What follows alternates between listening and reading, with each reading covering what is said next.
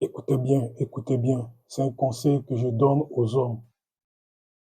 Pour eux, quand je dis pour eux, c'est les religions, toutes les religions, la société, le système, les gens qui composent la société, le système, les religions, et, et les femmes et les enfants.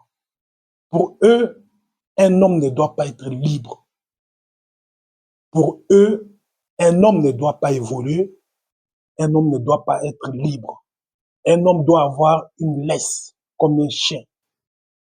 Pour eux, pour la société, pour les religions, pour la société, pour le système, pour les femmes, pour les enfants, un homme n'a pas à être libre. Un homme ne doit pas être libre. Un homme doit avoir une laisse. Les laisses, c'est quoi? Une femme, c'est une charge et des responsabilités. Je vous le dis toujours, ne voyez jamais une femme comme autre chose que comme une charge et des responsabilités. Un enfant, c'est une charge et des responsabilités. Ne voyez jamais un enfant que comme une charge et des responsabilités. Parce que je vois beaucoup de personnes là. Je vois énormément de personnes sur les réseaux sociaux qui parlent comme si un enfant était une bénédiction. Un enfant, il faut prendre soin de lui. Un enfant, il faut prendre soin de lui. Un enfant doit être nourri, logé et doit être éduqué. À quel moment c'est une bénédiction? À quel moment une charge peut être une bénédiction pour un homme? Donc, pour eux, un homme n'a pas à être libre. Pour eux, un homme n'a pas à être libre. Un homme ne doit pas être libre. C'est pour ça que tous les hommes qui sont célibataires sont combattus. Tous les hommes célibataires, tous les hommes riches, très riches, et qui sont célibataires sont combattus de toutes parts. Mais une femme qui est libre, qui est célibataire, c'est quelque chose de bien. C'est quelque chose de bien. Hein? Elle a choisi sa liberté et c'est quelque chose de bien.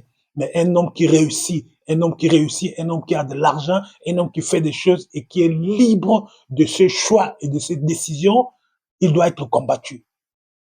Pour la société, pour les religions, surtout les deux grandes religions, le christianisme et l'islam.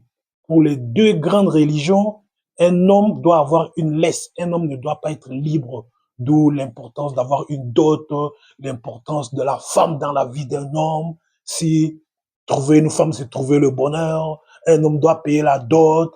Un homme doit ceci. Un homme doit ceci à la femme. Un homme doit prendre soin de la femme. Un homme doit ceci. Un homme doit cela. D'où leur idéologie est basée exclusivement sur le contrôle de l'homme. À l'église, on voit énormément de femmes. À l'église, on voit énormément de femmes. Même, même dans la religion musulmane, dans l'islam, énormément de femmes parlent en verset sur verset pour essayer de contrôler l'homme, pour essayer d'avoir la maîtrise sur l'homme, pour que l'une des exigences les plus importantes de la femme, surtout de la femme moderne, c'est que l'homme puisse avoir la crainte de Dieu. L'une des premières exigences de la femme moderne, c'est que l'homme puisse avoir la crainte de Dieu. Si un homme n'a pas soi-disant la crainte de Dieu, c'est que ce n'est pas un homme à marier.